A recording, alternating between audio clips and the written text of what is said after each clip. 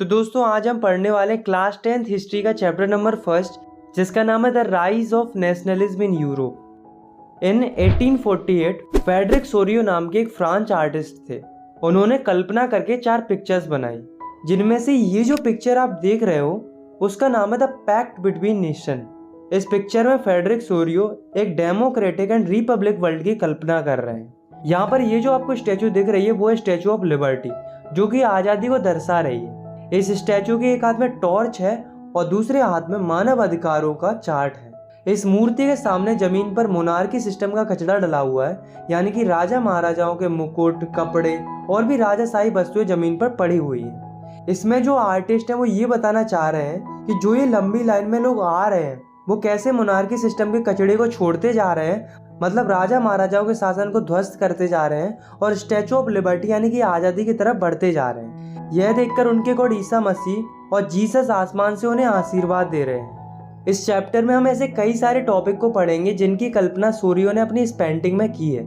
इसके अलावा हम ये भी पढ़ेंगे कि यूरोप में नेशनलिज्म कैसे आया, क्या क्या चेंजेस देखने को मिले, कैसे लोगों ने नेशनलिज्म के लिए स्ट्रगल किया, कैसे यूरोप में से डायनेस्टिक रूल खत्म हुआ और कैसे नेशन स्टेट अस्तित्व में आए। तो चलिए स्टार्ट करते हैं।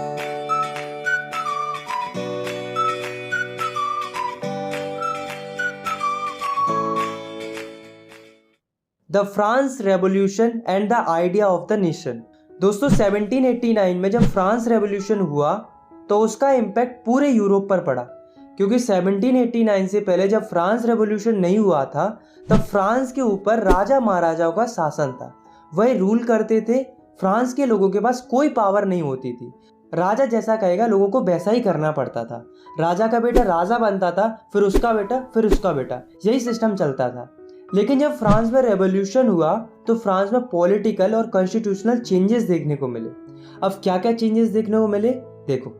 तो फ्रांस रेवोल्यूशन के दौरान पहला चेंज ये देखने को मिला कि जो पावर मोनार्की के पास थी वो मोनार्की से हटकर फ्रांस के कॉमन सिटीजन के पास पहुंच जाती है।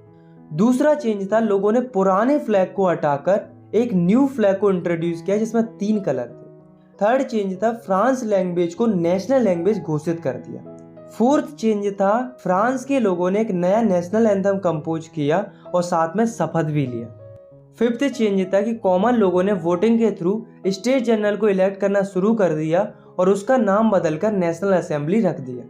सिक्स्थ चेंज था जो इंटरनेशनल कस्टम ड्यूटीज पे करनी पड़ती थी फ्रांस के लोगों को, मतलब किसी सामान को इधर से उधर ले जाने के लिए जो टैक्सेस पे करने पड़ते थे उनको हटा दिया गया। तो दोस्तों इतने सारे चेंजेस हुए फ्रांस रेवोल्यूशन के दौरान। इसके अलावा जो फ्रांस आर्मी थी उसने क्या किया कि जो नेशनलिज्म की भावना थी, मतलब अपने नेशन के प्रति प्यार और देशभक्ति की जो भावना थी उसे पूरे यूरोप में फैलाना शुरू कर दिया। इन्होंने कहा कि अगर हम मोनार्की को हटाकर डेमोक्रेसी ला सकते हैं तो आप लोग क्यों नहीं। ऐसा इन्होंने ढिंढोरा पीटना शुरू कर दिया पूरे यूरोप में। सब कुछ सही चल रहा था, फ्रांस से मोनार्की सिस्टम हट चुका था और डेमोक्रेसी आ गई थी, लोग खुशी खुशी रह रहे थे। लेकिन 1799 में एक ऐसे व्यक्ति की एंट्री होती है जो फ्रांस से डेमोक्रेसी को हटा देता है और सारी पावर अपने हाथ में ले लेता है। उस व्यक्ति का नाम था नेपोलियन बोनापार्ट। इसने क्या किया कि ये कोड लेकर आया जिसका नाम था सिविल कोड ऑफ 1804। इसे नेपोलियन कोड भी बोला जाता है। ये बेसिकली कुछ नहीं था, ये बस कुछ चेंजेस थे जो कि नेपोलियन ने किए थे डिक्टेटर बनने के बाद। तो क्या क्या किया था नेपोलियन ने देखो। First, established equality before law. पहले क्या होता था कि फ्रांस में सारे लोगों को इक्वल नहीं माना जाता था। जो चर्च और नोबल्स होते थे उन्हें सुपीरियर माना जाता था, उन्हें वर्थ के बेसिस पे प्रिविलेजेस भी मिलते थे। लेकिन अब ऐसा नहीं था। नेपोलियन ने क्या किया कि सबको इक्वल कर दिया, मतलब कानून की नज़र में सब लोग बराबर रहेंगे, ना ही कोई सुपीरियर रहेगा और ना ही कोई कमज़ोर रहेगा। Second, secure the right of property. Napoleon ने क्या किया कि लोगों को राइट टू प्रॉपर्टी दिला दिया, मतलब अगर किसी के पास पैसा है तो वो प्रॉपर्टी खरीद सकता है और वो प्रॉपर्टी उसी की रहेगी, कोई उससे छीन नहीं सकता। Third, abolish feudal system. पहले क्या होता था कि जो बड़े बड़े लैंडलॉर्ड्स होते थे उन्हें फ्यूडल लॉर्ड्स भी कहते थे। वो क्या करते थे, वो पीजेंट्स पर काम करवाते थे और सारा प्रॉफिट खुद ले जाते थे। बेचारे जो पीजेंट्स होते थे, मतलब जो किसान होते थे, उनका कोई फायदा ही नहीं होता था। तो नेपोलियन ने इस फ्यूडल सिस्टम को खत्म कर दिया। Fourth, transportation and communication system were improved. Napoleon ने ट्रांसपोर्टेशन और कम्युनिकेशन सिस्टम को काफ़ी इम्प्रूव कर दिया था, जिसकी वजह से फ्रांस में डेवलपमेंट काफ़ी तेज़ी से हो रहा था। Fifth, standardise weight and measure and common currency, मतलब वजन और माप को स्टैंडर्डाइज कर दिया और इसके अलावा जो अलग अलग प्रकार की करेंसी चलती थी फ्रांस के अंदर उनको हटाकर एक तरह की करेंसी में बदल दिया। सिक्स, गिल्ट रिस्ट्रिक्शन वर रिमूव्ड, मतलब नेपोलियन ने क्या किया कि गिल्ट रिस्ट्रिक्शन को हटा दिया। इससे फायदा क्या हुआ कि मर्चेंट्स, आर्टिसियंस अब सब फ्रीली ट्रेड कर सकते थे, मतलब बिना किसी बैरियर के ट्रेडर्स आसानी से व्यापार कर सकते थे। तो दोस्तों इतने सारे चेंज नेपोलियन ने किए थे, पर ये जो चेंज नेपोलियन ने किए थे वे लोगों को इतने पसंद आए कि लोग नेपोलियन को मसीहा समझने लगे। फ्रांस तो छोड़ो, फ्रांस के जो आसपास के जो देश थे वो खुद नेपोलियन और उसकी आर्मी का स्वागत कर रहे थे, क्योंकि उनको लग रहा था कि नेपोलियन ही हमें इस मोनार्की सिस्टम से आज़ाद करा सकता है। ऐसा उनको इसलिए लग रहा था क्योंकि नेपोलियन जहाँ कहीं भी जा रहा था वहाँ से मोनार्की खत्म होती जा रही थी। लेकिन उन्हें क्या पता था कि जिस नेपोलियन को वो अपना हीरो समझ रहे थे वो एक्चुअली में विलन था। तो ऐसे क्या कारण थे जिससे नेपोलियन से लोग नफरत करने लगे? तो पहला रीज़न था नेपोलियन ने लोगों को पॉलिटिकल फ्रीडम नहीं दी थी। दूसरा कारण था टैक्स बढ़ा दिया था। तीसरा कारण था लोगों के ऊपर सेंसरशिप लगा दी थी। और चौथा और सबसे बुरा कारण था नेपोलियन जबरदस्ती लोगों को आर्मी में भर्ती कर रहा था। अब वो ऐसा क्यों कर रहा था? क्योंकि उसे पूरे यूरोप को कॉन्कर करना था, तो इसके लिए उसे आर्मी की जरूरत तो थी। तो उसने लोगों को जबरदस्ती आर्मी में भर्ती करना शुरू कर दिया। ये उसकी सबसे बड़ी गलती थी। और दोस्तों ये जो कारण थे, इन्हीं कारणों की वजह से लोग नेपोलियन से नफरत करने लगे थे। The making of nationalism in Europe. Mid 18th century में यूरोप के अंदर कोई भी नेशन स्टेट नहीं था। नेशन स्टेट का मतलब होता है कि कोई भी ऐसी कंट्री जिसमें most of the people common language, culture, identity को फॉलो करते हो। फॉर एग्जाम्पल, आज के टाइम पर जितनी भी कंट्रीज हैं वे सारी नेशन स्टेट्स हैं, लेकिन पहले ऐसा नहीं होता था। अगर हम मिड 18th सेंचुरी वाले यूरोप के मैप को देखेंगे तो हमें कोई भी नेशन स्टेट देखने को नहीं मिलेगा, बल्कि हमें बड़े बड़े साम्राज्य देखने को मिलेंगे जिनके ऊपर राजा महाराजा रूल करते थे। फॉर एग्जाम्पल, अगर हम बात करें हैब्सबर्ग एम्पायर की, तो इसके अंदर भांति भांति प्रकार के लोग रहते थे जिनके आइडिया, कल्चर, ट्रेडिशन, लैंग्वेज सब कुछ अलग अलग था। अब आप खुद ही सोचो कि अगर इनमें इतनी ज़्यादा डाइवर्सिटी होगी तो क्या कभी इनके मन में ऐसा आइडिया आएगा कि हमें एक नेशन स्टेट बनाना चाहिए जिसमें सबकी कॉमन लैंग्वेज, कल्चर, ट्रेडिशन सब कुछ सेम हो? आप में से कई लोग कहेंगे कि नहीं आएगा, बट एक्चुअली में नेशन स्टेट का आइडिया इनके पास आता है। अब वो कैसे आता है, चलिए जानते हैं। The aristocracy and the new middle class. दोस्तों उस समय पर यूरोप के अंदर दो तरह के लोग रहते थे, अरिस्टोक्रेट्स और पीजेंट्स। अरिस्टोक्रेट्स वो लोग थे जिनको सोसाइटी में रईस माना जाता था, मतलब इनको पैसे वाले लोगों में गिना जाता था। इनके पास ज़मीनें थी, बड़े बड़े टाउन हाउसेस थे। ये लोग माइनॉरिटी में थे, मतलब इनकी जो संख्या थी वो कम थी, लेकिन उसके बावजूद भी इनके पास पावर बहुत थी। क्यों? क्योंकि इनके पास पैसा था। ये जो लोग थे वे आपस की फैमिलीज में शादी करते थे और ये फ्रांस लैंग्वेज बोलते थे, क्योंकि इनका मानना ये था कि फ्रांस लैंग्वेज रईसों वाली भाषा है। इसके अलावा इनका जो स्टैंडर्ड ऑफ लिविंग था वो सबका कॉमन था। एक जैसे कपड़े पहनते थे, एक जैसा खाते थे, मतलब एक जैसी लाइफस्टाइल जीते थे। वहीं जो पीजेंट्स थे वे गरीब थे, इनके पास खुद की कोई ज़मीन नहीं थी। ये अरिस्टोक्रेट्स की जो ज़मीन होती थी उन पर जाकर काम करते थे और उनकी ज़मीन की देखभाल करते थे। ये जो थे वो मेजॉरिटी में थे, मतलब इनकी जो पॉपुलेशन थी वो ज़्यादा थी, लेकिन उसके बावजूद भी इनके पास पावर कम थी, because due to lack of money. अब क्या होता है कि इंडस्ट्रियल रिवॉल्यूशन आता है, जिसकी वजह से एक नई वर्किंग क्लास उभर के आती है जिसका नाम था मिडिल क्लास। मिडिल क्लास में वो लोग आते थे जो ना ही ज़्यादा गरीब थे और ना ही ज़्यादा अमीर थे। ये एजुकेटेड लोग थे, जैसे कि businessman, industrialist and other professionals, ये सब मिडिल क्लास में आते थे। तो ये जो मिडिल क्लास के लोग थे इन्हीं के मन में आइडिया आया। क्या आइडिया आया? एक तो आया नेशन यूनिटी का, मतलब सेम कल्चर, ट्रेडिशन, लैंग्वेज वाले लोग एक साथ रहेंगे, मतलब सिंपली नेशन स्टेट का आइडिया आया। और दूसरा आइडिया आया लिबरल नेशनलिज्म का, यानी कि लिबरलिज्म का। तो ये आइडिया क्या कहता था, इसके लिए हम पढ़ते हैं इस टॉपिक को, what did liberal nationalism stand for. तो लिबरल नेशनलिज्म का आइडिया क्या कहता था कि जो ऑटोक्रेसी है वो खत्म होनी चाहिए और जो गवर्नमेंट बने वो जनता के हिसाब से बने। हर एक नागरिक के पास आज़ादी होनी चाहिए और कानून की नज़र में सब लोग बराबर होने चाहिए। जो चर्च के लोग होते थे उन्हें जन्म से प्रिविलेजेस मिलते थे जो कि गलत था, तो उन प्रिविलेजेस को ख़त्म कर देना चाहिए और एक कॉन्स्टिट्यूशन होना चाहिए जिसके हिसाब से गवर्नमेंट काम करे और गवर्नमेंट एक रिप्रेजेंटेटिव फॉर्म ऑफ गवर्नमेंट होनी चाहिए। तो इन्हीं सब चीज़ों के लिए जो एजुकेटेड मिडिल क्लास लोग थे वो स्ट्रगल कर रहे थे। बट इसमें एक प्रॉब्लम थी। अब वो प्रॉब्लम क्या थी कि जो मिडिल क्लास लोग थे वो वुमेन्स को सपोर्ट नहीं कर रहे थे। ये भले ही वोटिंग राइट्स की मांग कर रहे थे पर केवल मेंस के लिए, वुमेन्स के लिए नहीं कर रहे थे, और वो भी ऐसे मेंस के लिए जिनके पास प्रॉपर्टी हो। अब आप खुद ही सोचो कि जिन लोगों को छोड़ा जाएगा वो क्या करेंगे, प्रोटेस्ट करेंगे। इसलिए जो मेंस विदाउट प्रॉपर्टी थे और जो वुमेन्स थी वे यूरोप में अलग अलग जगहों पर जाकर प्रोटेस्ट कर रही थी। इन सब के अलावा एक और प्रॉब्लम चल रही थी यूरोप के अंदर, वो थी कि जो ट्रेडर्स होते थे उन्हें काफ़ी ज़्यादा टैक्स भरना पड़ता था, तब जाके ट्रेडर्स ट्रेड कर पाते थे। तो जब ट्रेडर्स हेम्सबर्ग से न्यूरेनबर्ग जाते थे व्यापार के लिए तो उन्हें 11 जगहों पर टैक्स देना पड़ता था, वो भी 5% के हिसाब से।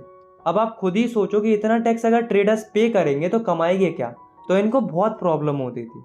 इसके साथ साथ यूरोप में कई प्रकार की करेंसीज भी चलती थी, लगभग 30 अलग अलग प्रकार की करेंसी चलती थी। तो इससे ट्रेडर्स को बहुत दिक्कत आती थी, उन्हें हर नए स्टेट में करेंसी चेंज करनी पड़ती थी।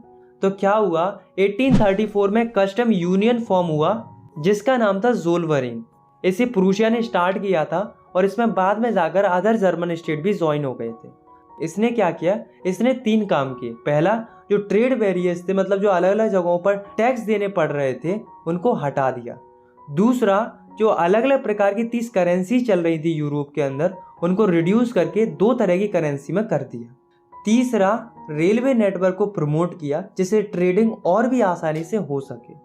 A new conservatism after 1850। अब दोस्तों, मैंने आपको नेपोलियन की स्टोरी सुनाई थी।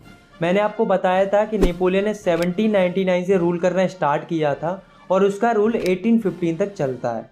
तो 1815 में ऐसा क्या हुआ कि नेपोलियन का रूल ख़त्म हो जाता है।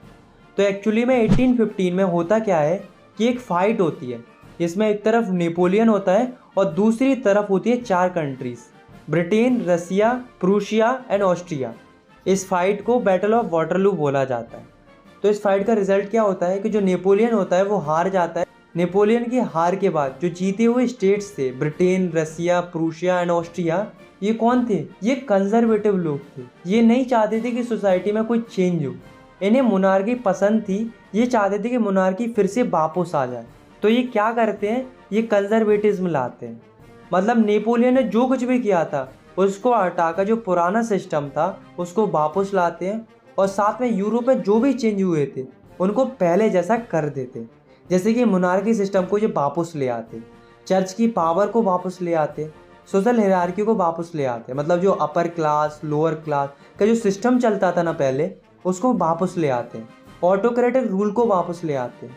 इन्होंने सेंसरशिप भी लगा दी थी, मतलब कोई इनके अगेंस्ट छाप नहीं सकता, लिख नहीं सकता, और ना ही कोई इनके खिलाफ आवाज़ उठा सकता है किसी भी तरह से। इन सब के अलावा इन चारों स्टेट ने एक ट्रीटी साइन की जिसका नाम था ट्रीटी ऑफ वेना। ये 1815 में ही साइन की गई थी। इसको होस्ट कर रहे थे ऑस्ट्रियन चांसलर ड्यूक मेटरनिच। तो इस ट्रीटी में से क्या था, क्या क्या चेंजेस आए थे इस ट्रीटी की वजह से, चलिए देखते हैं। First, bourbon dynasty was restored in France. France में जो बर्बन डायनेस्टी चलती थी पहले, जिसे बीच में हटा दिया था, उसे फिर से रीस्टोर कर दिया। सेकंड, फ्रांस के चारों तरफ बाउंड्रीज पर स्टेट सेटअप किए गए जिससे फ्रांस का एक्सपेंडेशन ना हो। थर्ड, प्रूसिया को कुछ इंपॉर्टेंट टेरिटरीज दी गई on it's western border. Fourth, Austria को भी नॉर्थ इटली पर कंट्रोल मिल गया। फिफ्थ, रसिया को पोलैंड दे दिया गया।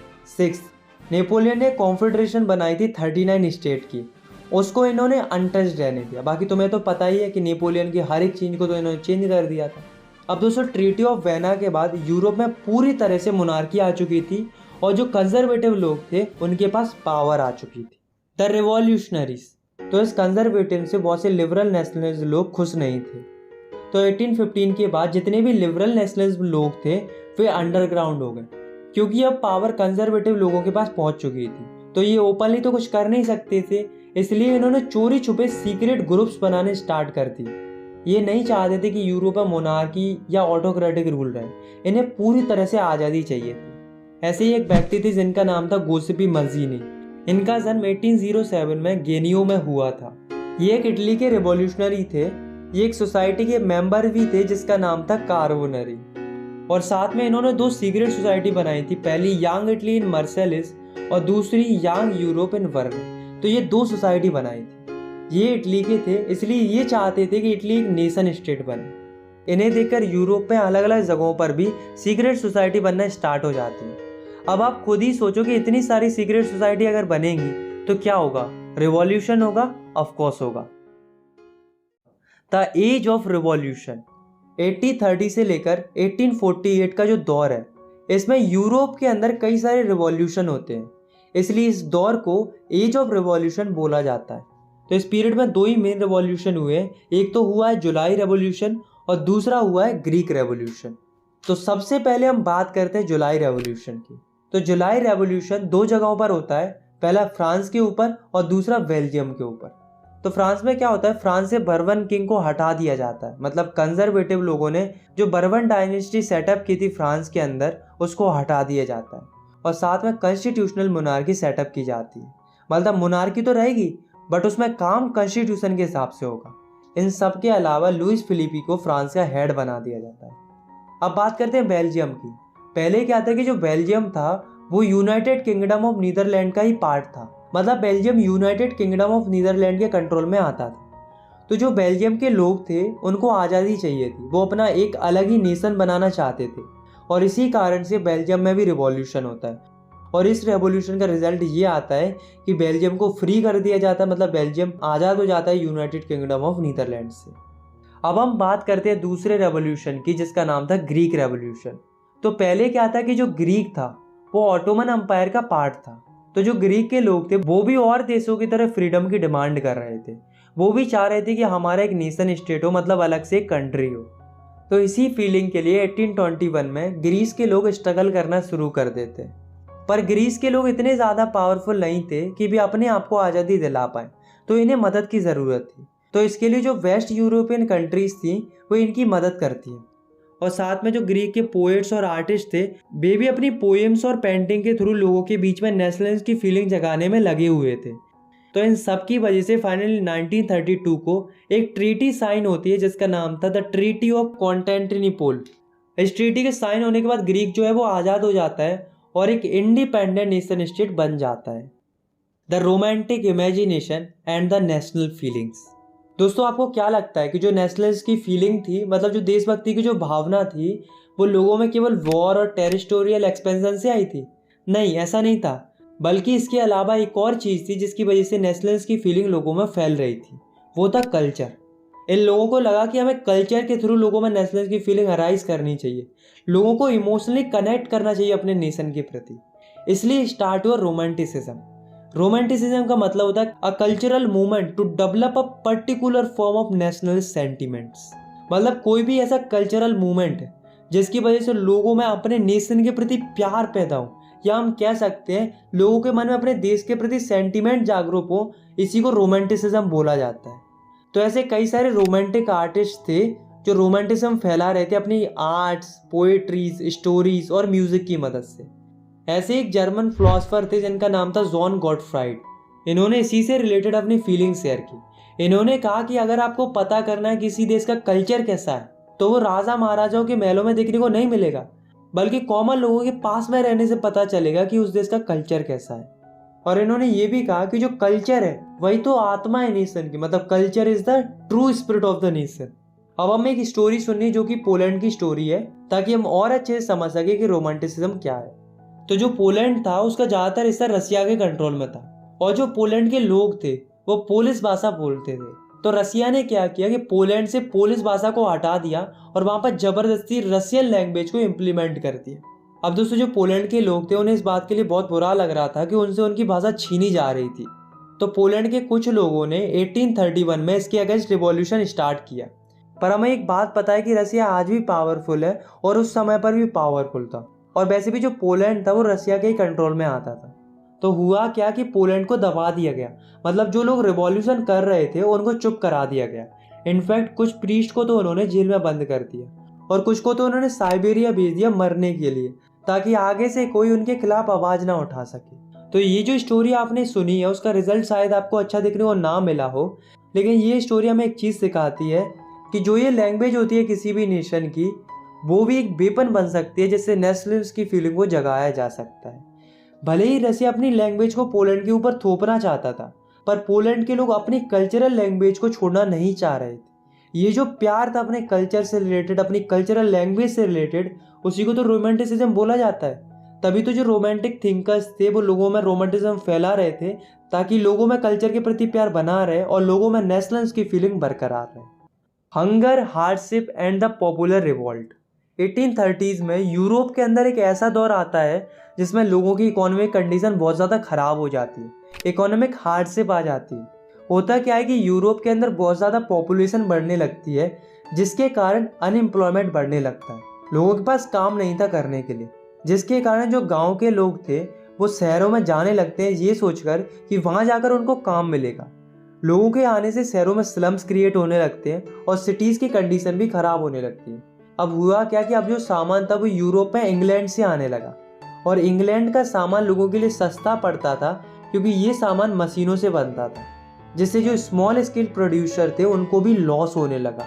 और यही वो दौर था जब लोगों की फसलें भी खराब हो गई, जिससे फूड प्राइसेस आसमान छू रहे थे। लोगों को खाने के लिए भी स्ट्रगल करना पड़ रहा था। वही जो अमीर लोग थे उन्हें कोई फ़र्क नहीं पड़ रहा था क्योंकि उनके पास पैसा था। सबसे ज़्यादा हंगर और हार्डशिप का असर उन लोगों पर पड़ रहा था जो शहरों से काम की तलाश में आए थे, यानी कि गरीब लोगों पर।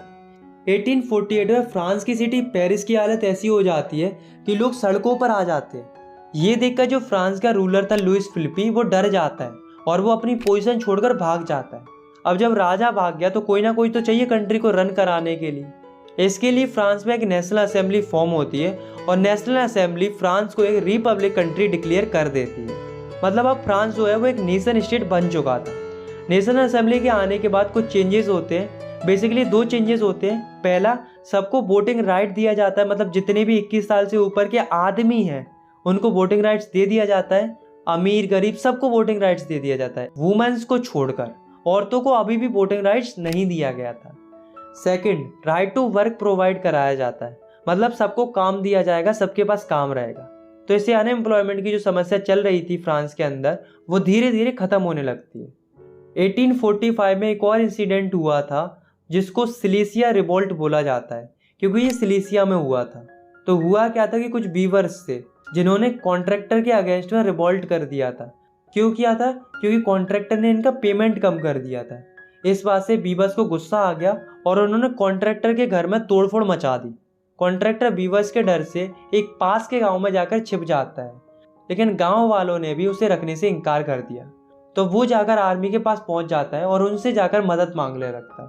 तो यहाँ पर जो वीवर्स उसका पीछा कर रहे थे उनकी आर्मी से फाइट होती है, जिसमें 11 वीवर्स मर जाते हैं। तो यहाँ पर जो रिवॉल्ट था वो अनसक्सेसफुल था, लेकिन बात वो नहीं थी कि सक्सेसफुल था कि नहीं था, बट बात तो ये थी कि रिवॉल्यूशन हो रहे थे और पूरे यूरोप में हो रहे थे। The revolution of the liberals. अब दोस्तों, जब सभी लोग रिवॉल्यूशन कर रहे थे तो मिडिल क्लास लोग कैसे शांत बैठ सकते थे? तो जो मिडिल क्लास लोग थे वो भी 1848 में रिवॉल्यूशन कर रहे थे।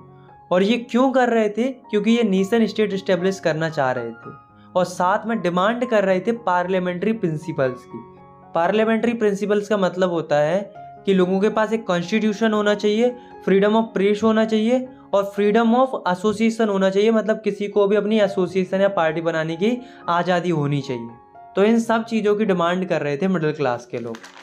अब दोस्तों, यहाँ से हम जर्मन रीजन की बात करने वाले। तो जर्मन रीजन में क्या होता है कि जो वहाँ के मिडिल क्लास लोग होते हैं वो क्या करते हैं, वो एक असेंबली बनाते हैं जिसको ऑल जर्मन नेशनल असेंबली बोला जाता है, जिसमें 831 मेंबर्स को ये लोग इलेक्ट करते हैं वोटिंग के थ्रू।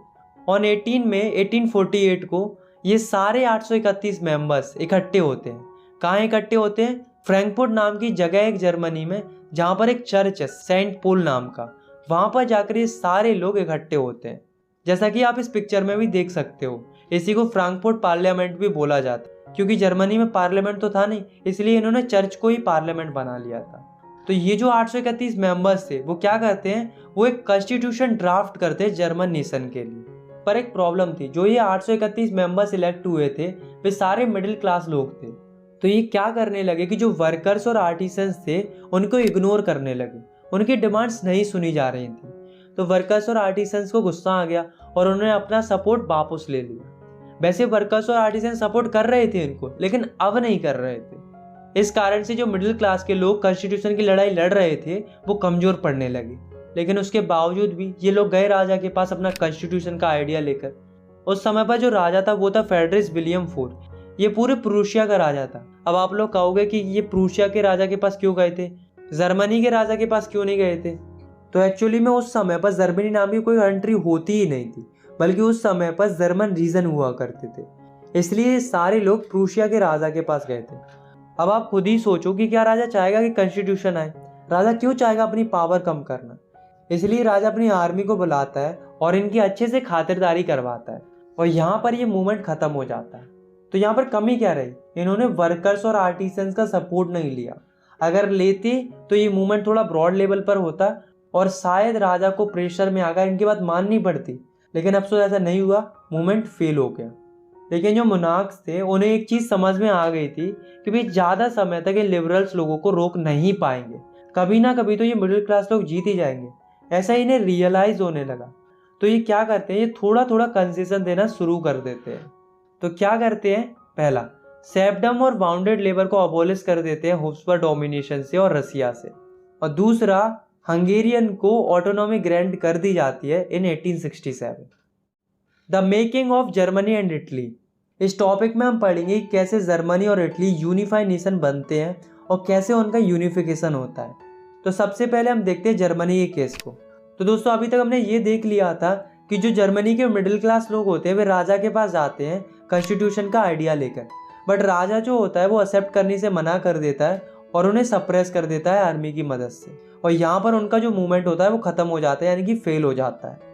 अब सवाल ये उठता है, ये क्या मिडिल क्लास लोगों ने आगे कोई मूवमेंट नहीं किया? कैसे किया? देखो, तो जो मिडिल क्लास लोग होते हैं वे क्या करते हैं, वे जाते हैं प्रूशिया के बड़े बड़े लैंडलॉर्ड्स के पास, जिन्हें जंकर्स और प्रूशिया भी बोला जाता है। उनसे जाकर ये लोग मदद मांगते हैं। तो जो जंकर्स होते हैं वो इनकी मदद के लिए तैयार हो जाते हैं और सारा जिम्मा अपने ऊपर ले लेते जर्मनी के यूनिफिकेशन का। अब सारी जिम्मेदारी प्रूशिया के पास आ चुकी थी। उस समय पर प्रूशिया का जो चीफ मिनिस्टर था वो था ऑटोमन बिस्मार्क। तो ऑटोमन बिस्मार्क और उसकी मिलिट्री और सारे जंकर्स मिलकर लड़ाई करना शुरू कर देते हैं। किसके खिलाफ? फ्रांस, ऑस्ट्रिया और डेनमार्क के खिलाफ। क्यों करते हैं? क्योंकि जो जर्मन स्पीकिंग रीजन था वो इनके कंट्रोल में था। उनसे छीनने के लिए ये लड़ाई करते हैं। ये लड़ाई 7 सालों तक चलती है और इस लड़ाई का रिजल्ट ये आता है कि जो प्रूशिया होता है वो ये लड़ाई जीत जाता है और इसके साथ ही जर्मनी की यूनिफिकेशन प्रोसेस कंप्लीट हो जाती है। मतलब जर्मनी एक यूनिफाइड नेशन बन जाता है। और फाइनली 18 जनवरी 1871 को जर्मनी का एक नया राजा बनता है जिसका नाम था केजर विलियम फर्स्ट। ये जो राजा बना था वो काफ़ी ज़्यादा महत्व देता था करेंसी को मॉडर्नाइज करने में, बैंकिंग और जुडिशियल सिस्टम को इम्प्रूव करने में। Italy unified. इससे पहले टॉपिक में हमने पढ़ा था कि जर्मनी का यूनिफिकेशन कैसे हुआ था। इस टॉपिक में हम पढ़ेंगे कि इटली का यूनिफिकेशन कैसे हुआ था। तो देखो, 19th सेंचुरी में इटली जो था वो 7 स्टेट्स में बटा हुआ था। अब दोस्तों ये जो स्टेट आप देख रहे हो वो है सर्डिनिया पिएडमोंट। यही एकमात्र स्टेट था जहाँ पर एक ऐसा राजा रूल करता था जो इटली लैंग्वेज बोलता था और वो एक्चुअली में ही इटालियन प्रिंस था। उसका नाम था विक्टर एमैनुएल II। अब देखो, इटली के नॉर्थ का जो एरिया था वो ऑस्ट्रिया हब्सबर्ग के कंट्रोल में था। इटली के सेंटर का जो एरिया था वो पोप के कंट्रोल में था और जो साउथ का एरिया था वो बर्बन किंग ऑफ स्पेन के कंट्रोल में था। अब देखो यूनिफिकेशन कैसे होता है। मैंने आपको एक व्यक्ति के बारे में बताया था जिसका नाम था गुस्सीपी मजीनी। ये भी इटली को यूनिफाइड करना चाहते थे। इनफैक्ट इसके लिए इन्होंने एक सीक्रेट सोसाइटी भी बनाई थी जिसका नाम था यंग इटली, पर अफसोस ये फेल हो गए थे। ये इटली को यूनिफाई नहीं कर पाए थे। बट 1848 में जो सर्डिनिया पिएडमोंट का जो किंग था विक्टर एमैनुएल II, वो ये ठान लेता है कि अब मैं यूनिफाई करूंगा इटली को। इसके लिए वो अपने चीफ मिनिस्टर को बुलाता है जिसका नाम था काउंट कैवोर, और उसे रिस्पॉन्सिबिलिटी दे देता है किसकी? इटली को यूनिफाइड करने की। और यहाँ से रिवॉल्यूशन स्टार्ट हो जाता है। सबसे पहले क्या होता है कि 1859 में कैवोर फ्रांस के साथ मिलकर ऑस्ट्रिया हब्सबर्ग को हरा देता है और जो एरिया उन्होंने कैप्चर करके रखा था उसको वो अपने कंट्रोल में ले लेता है। अब बारी थी साउथ वाले रीजन की जो कि बर्बन किंग ऑफ स्पेन के कंट्रोल में था। तो इसके लिए कैवोर क्या करता है, एक व्यक्ति की मदद लेता है जिसका नाम था गुस्सीपी गरीबाल्डी, जिसकी खुद की एक आर्मी थी जिसमें हजारों वॉलेंटियर थे। तो ये सारे लोग मिलकर लड़ाई करते हैं और 1860 में इटली के साउथ वाले रीजन को ये स्पेन से आज़ाद करा लेते हैं। अब बचा सेंट्रल इटली। तो सेंट्रल इटली पोप के कंट्रोल में था। पर पॉप से आज़ाद कराने में इनको कोई दिक्कत नहीं होती, क्योंकि पॉप जो है वो डर जाता है, इसलिए वो पहले ही सरेंडर कर देता है। तो इस तरह से इटली जो है वो यूनिफाइड हो जाता है और फाइनली 1861 में जो विक्टर एमैनुअल सेकंड थे उनको पूरे इटली का किंग बना दिया जाता है। The strange case of Britain. अभी हमने जर्मनी और इटली का यूनिफिकेशन पढ़ा था, लेकिन इस टॉपिक में हम पढ़ेंगे कि ब्रिटेन का यूनिफिकेशन कैसे हुआ था। तो चलिए देखते हैं। दोस्तों, जो ब्रिटेन का यूनिफिकेशन हुआ था वो ऐसे नहीं हुआ था कि अचानक से वॉर और रिवॉल्यूशन हुए और यूनिफिकेशन हो गया, बल्कि ब्रिटेन का यूनिफिकेशन एक लॉन्ग ड्रॉन प्रोसेस के साथ हुआ था। मतलब एक लंबी चौड़ी प्रोसेस रही थी ब्रिटेन के यूनिफिकेशन के पीछे। अब गाइस आप इस मैप में देखो, ये जो है वो स्कॉटलैंड है, ये इंग्लैंड है, ये वेल्स है और ये आयरलैंड है। ये जो स्टेट्स आप देख रहे हो इन सब में अलग अलग इथनिक आइडेंटिटीज़ वाले लोग रहते थे। जैसे कि स्कॉटलैंड में स्कॉट लोग रहते थे, इंग्लैंड में इंग्लिश लोग रहते थे, वेल्स में वेल्स लोग रहते थे और आयरलैंड में आयरिश लोग रहते थे। और दोस्तों जो वेल्स था वो 1535 से इंग्लैंड का पार्ट था। अब क्या होता है कि जो इंग्लैंड होता है उसमें 1688 से पहले मोनार्की थी और उसके पास पावर भी थी, लेकिन 1688 के बाद वहाँ पर मोनार्की तो रहती है, लेकिन most of the power English parliament के पास पहुँच जाती है। अब इंग्लैंड ने सोचा कि क्यों ना इन सारे आसपास के स्टेट्स को कैप्चर किया जाए और अपनी टेरिटरीज को एक्सपेंड किया जाए, और इंग्लैंड ऐसा ही करता है। सबसे पहले वो फोकस करता है स्कॉटलैंड पर। तो उसके लिए इंग्लैंड क्या करता है, अच्छी अच्छी बातें करता है स्कॉटलैंड से और उसे कन्वेंस करता है और उसके साथ एक एक्ट ऑफ यूनियन साइन करता है इन 1707। और इस एक्ट ऑफ यूनियन के साइन होते ही इंग्लैंड और स्कॉटलैंड एक हो जाते हैं और बनाते हैं United Kingdom of great Britain. अब धीरे धीरे क्या हुआ कि ब्रिटिश पार्लियामेंट के अंदर इंग्लैंड के लोगों का डोमिनेशन बढ़ने लगा और वे धीरे धीरे स्कॉटलैंड के लोगों को सप्रेस करने लगे। ना ही भी अपनी भाषा बोल सकते थे और ना ही भी अपने हिसाब से कुछ भी पहन सकते थे। सिमिलर केस आयरलैंड के साथ हुआ था। आयरलैंड में क्या था, आयरलैंड में दो तरह के लोग रहते थे, कैथोलिक्स और प्रोटेस्टेंट। कैथोलिक जो थे वो मेजॉरिटी में थे और प्रोटेस्टेंट जो थे वे माइनॉरिटी में थे। इन दोनों के बीच में हमेशा टेंशन बना रहता था, मतलब आपस में लड़ते रहते थे। इसी बात का फायदा उठाता है इंग्लैंड। इंग्लैंड क्या करता है, प्रोटेस्टेंट को सपोर्ट करता है ताकि इंग्लैंड उन पर डोमिनेट कर सके। अब कैथोलिक्स शांत थोड़े रहेंगे, कैथोलिक्स ने इसका विरोध भी किया। इनफैक्ट एक व्यक्ति थे जिनका नाम था वोल्फ टॉन, इन्होंने 1978 में इसके अगेंस्ट रिवॉल्ट भी किया था, पर उन्हें दबा दिया गया और फाइनली 1801 में आयरलैंड को फोर्सफुली इनकॉर्पोरेट कर लिया जाता है इन यूनाइटेड किंगडम और एक नया ब्रिटिश नेशन बना जिसमें ब्रिटिश फ्लैग था, नेशनल एंथम भी उन्हीं लोगों का था और इंग्लिश लैंग्वेज भी था। सबको प्रमोट किया जाने लगा। Visualising the nation. 18-19 सेंचुरी में जो आर्टिस्ट होते थे उन्होंने सोचा कि क्यों ना नेशंस को विजुअलाइज किया जाए, मतलब नेशंस को रूप दिया जाए। जैसे कि अगर हम बात करें इंडिया की, तो इंडिया को किससे रिप्रेजेंट किया जाता है, भारत माता से। और क्यों किया जाता है, ताकि हम सबको ये फील हो कि हम सब एक हैं और भारत माता हम सबकी माता है। ठीक इसी तरह से जो यूरोप के अलग अलग आर्टिस्ट थे उन्होंने अपने अपने नेशंस को रूप देना स्टार्ट कर दिया अलग अलग फीमेल फिगर्स के थ्रू, जिन्हें एलोगोरीज भी बोला जाता है, ताकि लोगों में यूनिटी बनी रहे। जैसे कि फ्रांस की एलोगोरी थी मैरियन और इसी तरह से जर्मनी की एलोगोरी थी जर्मेनियन। तो इस तरह से नेशंस को विजुअलाइज करना स्टार्ट कर दिया। Nationalism and imperialism. नेशनलिज्म तो हम पढ़ते हुए आ रहे हैं। नेशनलिज्म का मतलब होता है अपने देश के प्रति देशभक्ति की भावना, या हम कह सकते हैं अपने देश के प्रति प्यार होना, यही नेशनलिज्म होता है। तो होता क्या, 19वीं सेंचुरी के एंड तक जो नेशनलिज्म की फीलिंग होती है वो कन्वर्ट होने लगती है इंपेरियलिज्म में।